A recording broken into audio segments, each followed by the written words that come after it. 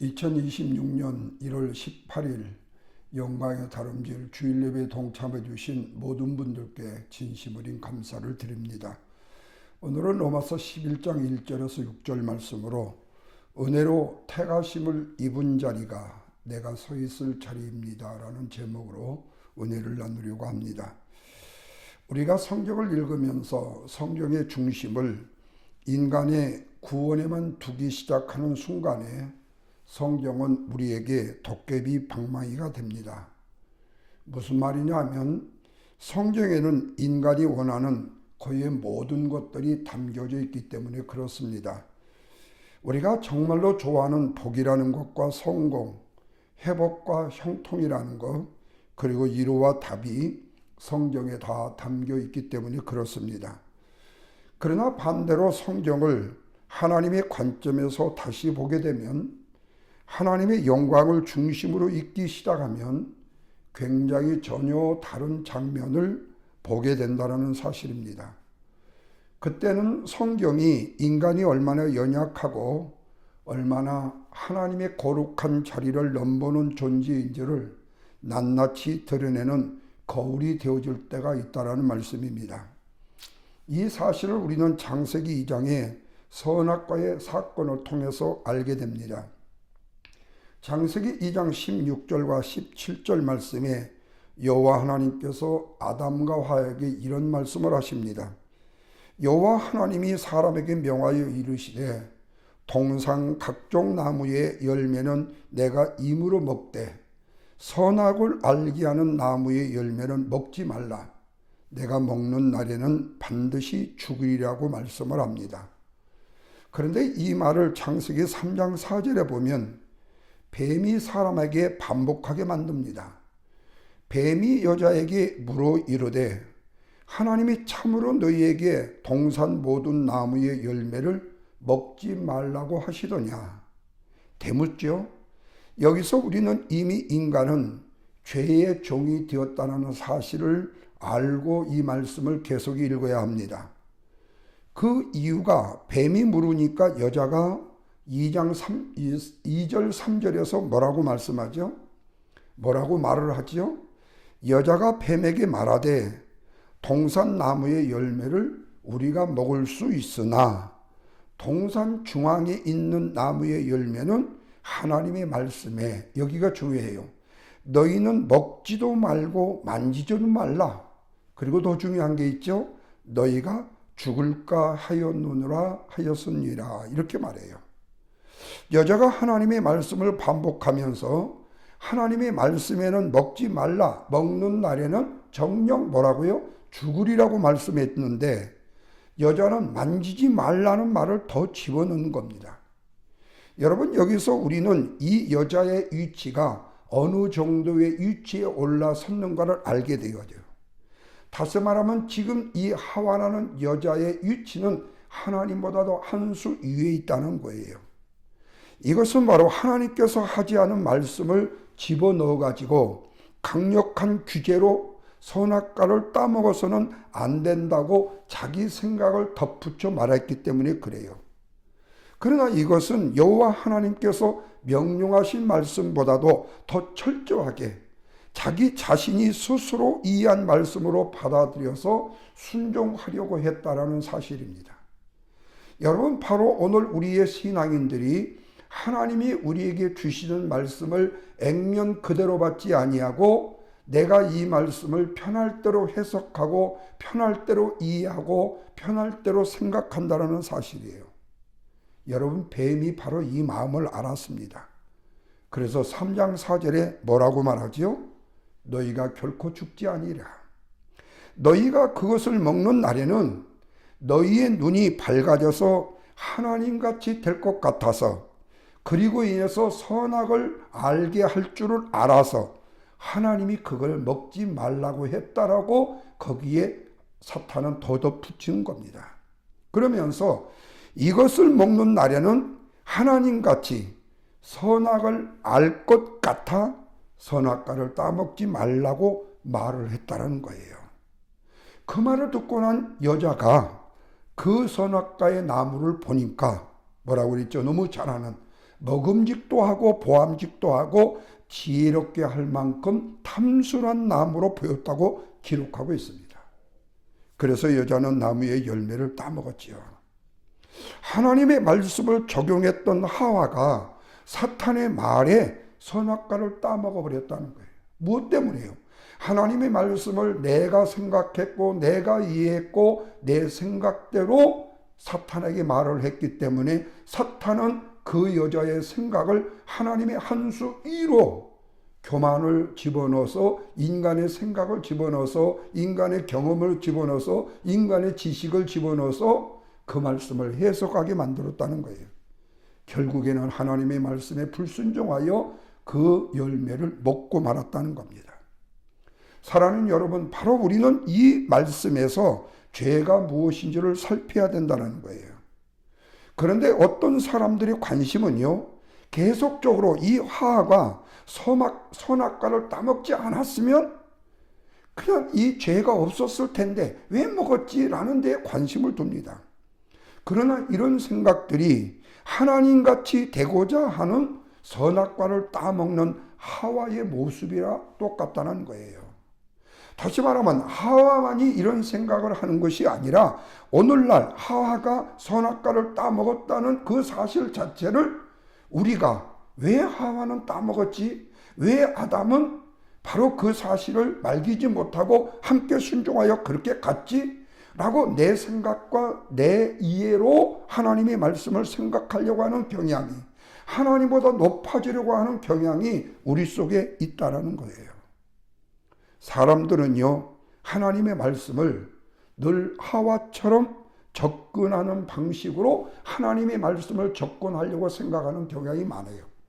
그래서 우리가 하나님의 말씀을 들을 때에, 하나님의 말씀을 읽을 때에, 설교로 들었을 때에 내가 적당하게 해석을 해버리는 거예요. 액면 그대로는 아닐 거라는 거예요. 이 정도까지는 될 거라는 거예요. 이 정도로 생각해도 괜찮다라는 거예요. 여러분, 이게 뭐지요? 성숙하지 못하고 성장하지 못한 신앙인의 문제라는 거예요. 바로 이런 신앙인들 때문에 교회 문제가 일어나고 하나님의 말씀에 문제가 일으켜지는 거예요. 그리고 2단, 3단이 생겨나는 거예요. 마치 자기에게만 하나님께서 신비한 은사를 주셨고 나만이 이 말씀을 내 나름대로 해석하고 내 경험대로 이해하고 내 지식대로 해석해서 내가 신앙생활을 하면 된다라는 자기 교만 말입니다. 여러분, 우리는 구약의 이스라엘 백성들을 통해서요, 바로 하나님의 말씀과 뜻을 자신의 지식과 이해로 해석하고 적용하려고 하는 모습을 보게 되어져요. 여러분, 이스라엘 백성들은 하나님의 선택받은 백성들입니다. 뿐만 아니라 그 누구보다도 하나님의 율법의 계명의 말씀을 먼저 받은 자들이죠. 그래서 이들은 율법을 열심히 연구했습니다. 어떻게든지 율법대로 살려고 노력을 했습니다. 거기에 수고와 열심을 아끼지 않았대요. 그런데 성경은 그렇게 율법을 연구하고 그 말씀대로 살려고 노력하고 수고를 아끼지 않을수록 여러분 잘 아셔야 돼요. 하나님께 죄가 된다라는 사실을 기억해야 된다는 거예요. 왜? 율법은 우리가 지킬 만한 것이 아니라 율법은 우리의 죄를 판가름할 수 있는 나침판의 역할, 다시 말하면 우리의 얼굴에 뭐가 묻어 있는가를 볼 수 있는 거울에 불과하기 때문에, 그러니까 우리로 하여금 하나님은 율법을 지켜야 구원을 받는다라고 말씀하신 적이 한 번도 없어요. 우리의 연약함과 우리의 부족과 우리의 어리석음을 하나님은 누구보다도 잘 아셔요. 그런데 우리는 하나님의 말씀을 받았다고 하면서 그 말씀대로 내가 생각하고 그 말씀대로 이해하는 것이 아니라 그 말씀을 내 머리로 이해하고 내 생각으로 이해하고 내 경험으로 판단을 하려고 한다는 거예요. 그러니까 그 율법의 말씀을 연구하고 그 말씀대로 살려고 노력하고 그 말씀대로 수고를 아끼지 않는 삶을 살려고 노력한다는 거예요. 바로 이것이 바로 뭐지요? 죄라는 거예요. 율법 때문에 죽지 않기 위해서, 율법을 지킴으로 복을 받기 위해서, 율법을 지킴으로 하와처럼 에덴 동산에서 쫓겨나지 않기 위해서, 율법을 지키려고 유대인들은 수많은 조항들을 만들어서 그 율법을 지키려고 몸부림을 쳤다는 거예요. 이것을 성경은 뭐라고 말하죠? 장로중의 유존이라고 불렀습니다. 그런데 여러분, 바울 당시에, 예수님의 당시에 유대인들도 영생을 얻기 위해서 성경을 얼마나 연구한지 몰라요. 복을 받기 위해서 율법을 얼마나 잘 지키려고 애를 쓴지 몰라요. 그래서 율법을 지킨 자신들은 당연히 영생을 얻게 될 것이고, 누가? 유대인들이요. 예수님 당시에요. 하나님께서 자신들을 칭찬해 주시리라고 확신을 했어요. 그런데 말씀이신 예수님, 빛과 생명이 되신 예수님, 요한복음 1장에 말씀하신 그 말씀 되신 예수님이 이 땅에 오셨는데, 오셔서 그분이 뭐라고 말씀하시는 거니? 이 말씀이 바로 내 자신이라고 말씀을 하셔요. 그러자 이런 예수님에 대해서 유대인들이 어떻게 대우를 했습니까? 말씀 되신 예수님께서 이 땅에 오셨는데 그 예수님을 어디에다 죽였어요? 십자가에 못 박아 죽으시게 하셨다는 거예요. 이유가 뭐예요? 바로 선악과가 따먹은, 하와가 따먹은, 선악과를 따먹은 이유와 같은 거예요. 여기서 인간은 하나님의 말씀에 순종하며 사는 존재가 아니라 순종을 하는 척 하지만 하나님의 자리에 내가 서 있는 존재가 되었다는 사실이에요. 여러분, 이 말씀이 내가 굉장히 오버해서 말씀을 드린다고 생각할지 몰라요. 그러나 여러분, 곰곰이 리얼하게 생각해 보면 우리가 얼마나 하나님의 자리에 내가 먼저 서 있는 줄 모른다는 거예요. 특별히 여러분, 목사인 저 자신이 하나님의 말씀을 전하면서요, 마치 나는 하나님의 말씀대로 사는 것처럼 내 자신이 훈계하고 교훈을 주고 책망을 할 때가 얼마나 많은지 몰라요. 이거는 제가 이전에도 느꼈던 부분이지만 은퇴 이후에 저 자신이 더 많이 느끼고 있는 부분이에요. 그러니 여러분, 구원의 주가 되신 예수님을 인정할 리가 있겠어요? 예수님보다도 내가 훨씬 낫거든요. 수많은 경험, 수많은 말씀을 배웠고 알고 암송하고 연구했고 그리고 스터디했던 거 아니에요. 그러자 예수님께는 순종하는 척하는 이들에게 예수님께서 너희의 자신을 믿지 말고 예수님을 믿으라고 말씀하신 거예요. 그런데 이 말씀이 유대인들에게 통했을까요? 오히려 하나님같이 되는 것이 꿈인 인간에게 예수님의 말씀은 자신들을 화나게 하고 기분 나쁘게 하는 말씀으로 들리지 않을 수 없었잖아요. 예수님께서는 이들을 향해 여호와 하나님의 손을 벌렸고 긍휼과 자비와 그리고 능력의 손을 펼쳤지만 이들은 그 예수님의 손을 거절하고 말았다는 거예요. 그리고 그 손을 오히려 제거해버렸다는 사실이에요. 여러분, 바로 지금까지 서론적으로 말씀을 드렸던 이 내용에 대해서 지금 사도 바울이 유대인을 향해서 안타까운 마음으로 본문 1절에서 이렇게 말씀하는 거예요. 지금 너희들은 이런 존재였어. 선악과를 따먹었던 하와 같은 존재, 율법을 먼저 받았다고 의시되면서 자가당착으로 우리는 이 율법을 지킴으로 복을 받을 존재고 하나님 앞에 인정받을 존재라고 생각했던 그들을 향하여 바울은 지금 본문 6장 1절에서 이렇게 말해요. 그러므로 내가 말하노니 하나님이 자기 백성을 버릴 수 있느냐? 그럴 수 없느니라. 자, 그들은 지금 하나님 앞에 교만했습니다. 자만했습니다. 말씀을 어겼습니다. 하와처럼 유대인들은 예수님을 십자가에 죽였습니다. 그렇다면 당연히 그들도 죽어야 되지 않겠어요? 그런데 바울이 뭐라고 말하느냐? 하나님이 자기 백성을 버릴 수 있느냐? 그럴 수 없다. 나도 이스라엘이요 아브라함의 씨에서 난 자요 베냐민 지파다. 자, 이 말씀에서 하나님이 자기 백성 이스라엘 백성들이 아무리 악한 죄악 가운데 있다 할지라도 그를 버리셨다 아니잖아요. 버리지 않으셨다고 바울은 얘기하고 있어요. 그렇다면 그 이스라엘이 누굽니까? 은혜를 따라 남은 자가 바로 그 이스라엘입니다. 그러면 은혜를 따라 남은 자가 누굽니까? 바울은 2절과 6절 말씀에서 엘리야 시대의 예로 듭니다. 하나님이 미리 아신 자기 백성을 버리지 아니하셨으니 그 부분에 보면 뭐라고 그랬냐? 그렇지 않으면 은혜가 되지 못할 것이다 이렇게 말씀해요. 여러분, 이 말씀 2절에서 6절까지 말씀을 자세히 한번 보시면요, 그러나 구약의 사건을 함축한 내용이기 때문에 말씀이 이해가 어렵습니다. 그러나 이 말씀을 풀이하면 대략 이렇습니다. 자, 이 말씀에서 분명히 바울은요, 하나님이 자기 백성을 버리지 않았다고 말씀을 합니다.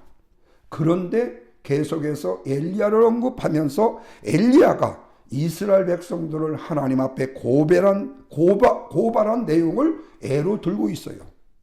그런데 실제로 이 말씀은 열왕기상 19장 10절에 나오는 말씀입니다. 엘리야 선지자가 이스라엘 아합에게요, 수년 동안요, 엘리야의 말이 없으면 비도 이슬도 내리지 않으리라고 예언을 해요. 그리고 이 예언을 한 후에요, 엘리야가 요단 앞 그리 시내가에 숨어버렸어요. 그때에 그곳에서 시냇물을 먹었고 까마귀가 물어다 주는 고기와 떡을 먹고 지냈어요. 우리는 이 사건이 동화와 같은 사건으로 즐길지 모르지만 실제로 이 예언을 한 이후에 엘리야는 엄청나게 고달팠을 거예요. 근데 바로 지금 이 엘리야의 모습이 지금 로마서 6장에서 1절, 2절, 3절, 6절까지 말씀하고 있는 내용 중의 모습이라는 거예요. 하나님이 먹을 것을 주시면 먹고 주지 않으면 굶습니다. 손으로 일하고, 그런데 가뭄은 엘리야도 피해가지 않았고, 그리고 주의 복음을 전하는 바울도 피해가지 않았습니다. 시냇물이 말랐잖아요. 엘리야가 마실 물이 없어요. 그러자 여호와께서 시돈 땅 사르밧 가부에게 명령해가지고 엘리야에게 음식을 주게 했어요. 바울의 움직임도 똑같아요. 엘리야의 움직임과 동일합니다. 그는 환난과 핍박을 당하면서도, 어려움과 고난을 당하면서도, 지금 고난이 있어도 유대인들을 변화시키기 위해서 예수 그리스도의 복음을 전하고 있는 거예요. 자, 물 좀 달라고 했습니다.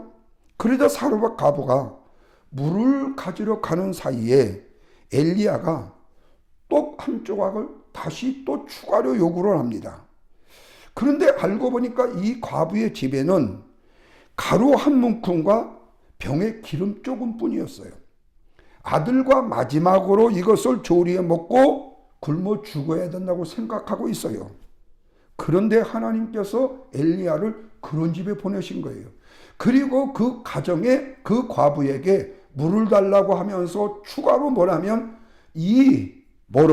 가루 한 문큼과 이 기름에, 조금의 기름을 가지고 떡을 붙여 자기에게 달라는 거예요. 지금 그런데 사도 바울도 이와 같았습니다. 그러자 엘리야가 자신을 위해서 작은 떡 하나를 만들어라고 말한 다음에 내 아들을 위해서 그리고 나에게 준 다음에 너와 내 아들을 위해서 떡을 만들어라고 그래요. 여러분 상상해 보십시오. 마지막 먹을 것밖에 없어 그것을 자기한테 붙여달라고 해놓고는 그 이후에는 너와 네 자식이 먹을 것이 있을 것이라고 얘기를 한다는 거예요. 여러분 이게 사실 너무 황당무계하잖아요. 지금 하나님께서 바울에게도 마찬가지 아니에요? 바울은 지금 주의 복음을 전하는데 고난을 당하고 시련을 당하고 아픔을 당하고 때로는 죽을 고생을 하고 있는데 하나님이 바울에게 하시는 말씀은 그 백성을 버릴 수 없다라는 거예요. 하나님은 절대로 그 백성을 버리지 않고 남은 자를 두신다라는 거예요. 자, 그런데 정말로 엘리야가 그걸 먹고 난 이후로 여러분 성경 아시다시피 이 가루가 넘쳐났고 기름의 병이 넘쳐났다고 했잖아요. 근데 문제는 그 이후에요. 그 이후에 하나밖에 없는 아들이 죽게 됩니다. 그렇다면 누구를 원망할까요? 이 과부가 엘리야를 원망합니다. 뭐라고 하죠? 하나님의 사람이요, 당신이 나와 더불어 무슨 상관이 있기로 나로 하여금 죄를 생각나게 하고 아들을 죽게 하려고 내게 오셨나이까? 이 여인은 지금 자기 죄도 생각나고 아들도 죽었어요. 결국에 이 과부는 죄를 깨닫는 것이 먼저가 아니라 아들을 죽은 것이 더 큰 문제가 되었다는 거예요. 그런데 엘리야가 그 아들을 어떻게 되죠? 살려줍니다. 그러자 그 여인이 뭐라고 해요? 내가 이제야 당신은 하나님의 사람이요, 당신의 입에 있는 여호와의 말씀이 진실한 줄 알겠습니다 라고 말해요. 자, 아들을 살려주니 굶어 죽게 하고 살려주니 이런 소리를 하는 거죠. 여러분 이 백성이 누구지요? 바로 이스라엘 백성들이요, 오늘날 저와 여러분이라는 사실이에요. 우리는 내가 하나님 앞에 원하는 목표의 기도의 제목을 가지고 기도할 때에, 부르짖어 기도할 때에, 금시험에 기도할 때에, 밤을 새워 기도할 때 하나님이 내게 응답을 주시지 않으면 우리는 하나님은 뭐하죠? 백발백중원망합니다. 그런데 여러분, 생각지도 못한 하나님의 은혜, 어느 순간 우리에게 다가왔을 때 우리는 역시 그래도 하나님밖에 없어요 라고 고백하지 않습니까? 여러분, 바로 후회하고 돌아온 백성이 이스라엘 백성들이에요. 사도 바울이 바로 이 사실을 이스라엘 백성들에게 오늘날 우리에게 말씀하고 있는 거예요. 어디 그뿐입니까? 엘리야가 갈멜산에서 바알 선지자 450명, 아세라 선지자 400명과 대결을 벌이잖아요. 이게 열왕기상 18장 23절 24절이에요. 자, 여기서 하나님이란 단어가 나와요. 바알과 아세라도 하나님이고 엘리야의 하나님도 하나님이라고 그냥 동일하게 사용이 되어집니다. 그런데 이런 이름을 갖고 참 하나님이니 아니니 이런 말을 하는 것은 성령 받지 못한 사람이 하는 이야기겠죠. 자, 먼저 바알 선지자들이 시작합니다. 아무리 이름을 불러도 바알의 신이요 아세라의 신이요 이름을 불러도 응답이 없습니다. 그때 엘리야가 이들을 조롱해요. 그런데 여러분, 오늘날 목사가 이렇게 잘못된 신앙생활을 하는 사람을 조롱한다면 여러분은 뭐라고 그랬죠? 목사 채심머리 없다고 말하겠지요. 목사 욕하겠지요. 그러나 여러분, 여기서 꼭 기억하셔야 돼요. 세상적으로 윤리적인 자들이요, 얼마나 마귀적인 자들이라는 사실을 여러분 염두에 두셔야 돼요. 윤리를만 강조하고 하나님의 십자가의 고난과 십자가의 은혜를 증거하지 않으면, 윤리와 도덕적인 신앙만을 강조하게 되면 그것이 바로 마귀적이라는 거예요. 너무 심한가요? 복음은 절대 그렇지 않습니다. 복음은 고난이에요. 복음은 십자가예요. 그런데 그 안에서 누리는 것이, 그 안에 서 있는 자가 누리는 것이 바로 하나님의 은혜인 거예요. 여러분, 이것은 고난 중에서 그 은혜를 체험하지 않은 사람은 알 수 없어요. 그러니까 기독교를 윤리적인 종교로 변화시키지 말라는 거예요. 윤리적인 종교로 주의 복음을 해서 사람들을 현혹시키지 말라는 거예요. 왜? 그것은 마귀적이기 때문에. 자, 그래서 바알과 아세라 선지자들이요, 그들의 몸을 창과 칼로 막 찢기고 피를 흘리지 않네요. 왜? 그것이 바로 그들의 규례이기 때문이에요. 바알과 아세라를 섬기는 규례를 따라서 피를 흘리면 기도를 들어준다고 생각을 했기 때문에, 그게 바로 뭐지요? 하와가 선악과를 따먹어도 될까? 따먹어도 된다라고 이해하고 생각했던 내용과 똑같고, 유대인들이 율법을 지키면 구원을 얻을 것이고 하나님 앞에 칭찬을 받을 것이라는 사실을 똑같은 것이고, 오늘날 윤리와 도덕적으로 신앙생활을 잘하면 내가 구원을 받을 것이라고 생각하는 세 부류가 바로 똑같은 존재의 의미를 말해주고 있다는 거예요. 저녁 때가 되었습니다. 응답이 있을까요? 없죠. 그러나 열심은 대단합니다. 하루 종일을 온몸을 바쳤는데 아무런 응답이 없어요. 지쳐버렸습니다. 자, 이제 엘리야 차례가 됐습니다. 무너진 여호와의 제단을 수축하고 야곱의 아들들의 지파의 수요를 따라서 엘리야가 12개의 돌을 취해서 여호와의 이름을 부릅니다. 여러분, 이 말씀을 왜 하는지 아시어요? 너희들은 야곱 같은 자다. 너희들은 죽어야 되는 자들이다. 너희들은 심판을 받는 자들이라는 의미를 갖고 있기 때문에 이 말씀을 드리는 거예요. 그래서 결국에 엘리야가 이들 바알과 아세라 선지를 어떻게 됐죠? 불이 내려온 이후로부터 다 죽여요. 850명을 다 죽여요. 그래서 여러분, 갈멜산에 가면 엘리야의 동상이 있는데요, 엘리야가 든 칼이 있어요. 그 칼이 좀 이렇게 휘었어요. 그건 상징적으로 그렇게 해놓은 것 같아요. 그리고 비가 내리기를 기도하니까 비가 내렸습니다. 근데 여러분, 여기서 끝나는 게 아니에요. 여기서 끝나면 재미가 없어요. 문제는 지금부터예요. 자, 이세벨이 이 소식을 듣고 엘리야를 반드시 죽이겠다고 말합니다. 그러자 엘리야가 어떻게 했죠? 다리야 나 살려하고 자기 생명을 위해서 광야로 도망을 쳐버립니다. 그리고 광야로 가서 한 노뎀나무 아래에서 하나님 나 죽여주세요 그래요. 살기 위해서 도망을 쳐놓고는 죽기로 한다는 거예요. 생명을 거두어 달라고 말한다는 거예요. 여러분 바로 이 엘리야의 모습이 저와 여러분의 어느 순간의 모습과 좀 이거가 되지 않습니까? 그러다가 잠이 들었습니다. 그런데 천사가 어루만져 주어요. 엘리야를 깨워요. 떡과 물을 줍니다. 그리고 40주 40야를 가서요 호렙의 산에 도착합니다. 여호와께서 엘리야에게 묻습니다. 네가 어찌하여 여기 있느냐? 그가 대답합니다. 내가 만군의 여호와 하나님께 유별이 열심이었는데, 특별한 열심이 있었는데 이스라엘 자손이 주의 언약을 버리고 주의 제단을 헐어버리고 칼로 주의 선지자를 죽였으며 오직 나만 남았거늘 그들이 내 생명을 빼앗으려고 했기 때문에 내가 도망쳐 왔습니다 라고 말해요. 여러분 이 엘리야의 말이 사실이잖아요. 팩트예요. 그러나 조금 전에 18장의 거꾸로 아닙니까? 자신이 다시 무너진 제단을 수축했고 바알과 아세라 선지자 850명을 죽였어요. 근데 문제가 뭐지요? 여전히 권력자 이세벨은 주도권을 잡고 자기를 죽이겠다고 얘기한다는 거예요.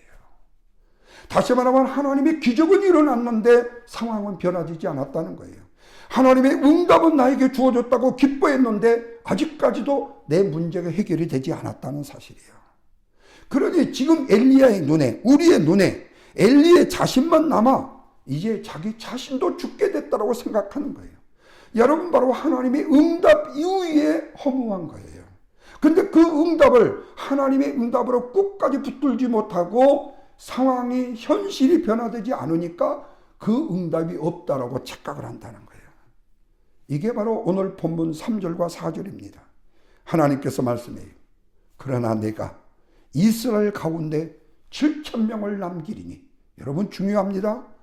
다 바알에게 무릎을 꿇지 아니한 자들이에요. 다 바알에게 입을 맞추지 아니한 자 7,000을 남겨줬다고 그래요. 여러분 이 말씀을 로마서에는 뭐라고 말합니까? 엘리야가 이스라엘을 고발했다고 했어요. 이스라엘은 누구를 죽인 자입니까? 바로 엘리야를 죽인 자입니다. 그렇다면 지금 이 바울이 복음을 전한다면 어떨까요? 이스라엘이든 이방인이든 모두가 다 바울을 뭐예요? 죽이려고 한다는 거예요. 그런데 이런 중에 하나님을 위해 바알에게 무릎을 꿇지 아니한 7,000명이 있다고 말하는 거예요. 5절 말씀에 지금도 은혜로 택하심을 따라 남은 자가 있다라고 말씀하고 있습니다.